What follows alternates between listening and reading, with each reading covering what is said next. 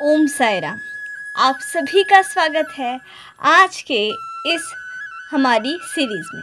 तो चलिए जानते हैं आज बाबा हम सभी के लिए कौन सा संदेश लेकर आए हैं हमारी इस साईं बाबा ब्लेसिंग्स की सीरीज़ में। बाबा हमें एक चीज़ हमेशा सिखाते हैं और वो चीज़ है कि जितना हो सके अपने आप को दाता के रूप में प्रकट किया जाए। इसका मतलब है कि जितना हो सके उतनी जगह पर आप ज़्यादा लोगों से कुछ चीज़ ना लेते हुए उनको कुछ भी दीजिए।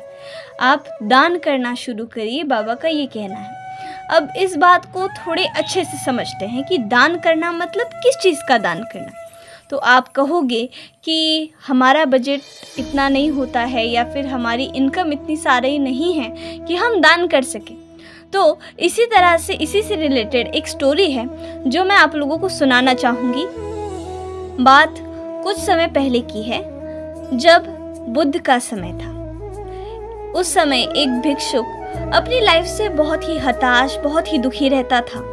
अब हुआ क्या, तो वो चाहता था कि उसके लाइफ में खुशी आए, वो अपनी लाइफ को अच्छे से जी पाए। तो एक बार क्या हुआ, भगवान बुद्ध उनके गांव में पहुंचे और भगवान बुद्ध के दर्शन करने के लिए बहुत से लोग उनके पास जाने लगे। जब लोग जाते तो उन सभी का चेहरा बहुत उदास और जब घर लौटते तो बड़े ही खुश होकर जा रहे होते। जीवन से दुखी उस भिक्षुक को लगा कि अब मुझे बुद्ध के दर्शन करने चाहिए और उन्हीं से मुझे मेरे सवालों का जवाब मिलेगा। यह धारणा लेकर जब भिक्षुक बुद्ध के दर्शन करने पहुंचा, वहाँ पे लोगों की बहुत भीड़ थी। उसने अपनी बारी का इंतजार किया। जब उसकी बारी आई तब उसने भगवान बुद्ध से सवाल पूछा, हे बुद्ध, आप मुझे बताइए, मुझे अपनी लाइफ में खुश रहना है, मैं खुश कैसे रहूं? बुद्ध ने भिक्षुक को देखा और कहा, दान करो। भिक्षुक सोच में पड़ गया, मैं एक दरिद्र व्यक्ति दान कैसे करूंगा?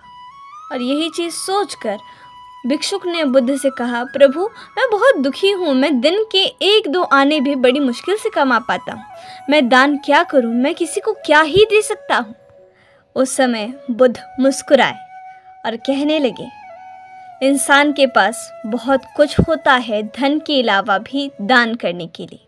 अगर तुम्हारे पास धन की कमी है तो तुम अपने श्रम का दान कर सकते हो, तुम अपने वचनों का दान कर सकते हो, तुम अपने ज्ञान का दान कर सकते हो। तुम्हारे पास दुखी होकर आ रहा है तो तुम उन्हें सांत्वना देकर उसे खुश कर सकते हो।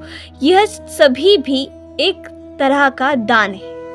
तब भिक्षुक की आंखें खुल गईं और तब वो समझ गया कि दान करने के लिए धन की आवश्यकता नहीं, मन की आवश्यकता होती है। अगर हमारी इच्छा है दान करने की तो हम लोगों की सहायता किसी भी तरह से कर सकते हैं। आज का साईं संदेश यही है हम सभी के लिए कि हमें जितना हो सके अपने ज्ञान को एक दूसरे के साथ चर्चा करके बांटना चाहिए। जितना हम बांटेंगे उतना ही ज्ञान की वृद्धि हमारे पास होगी।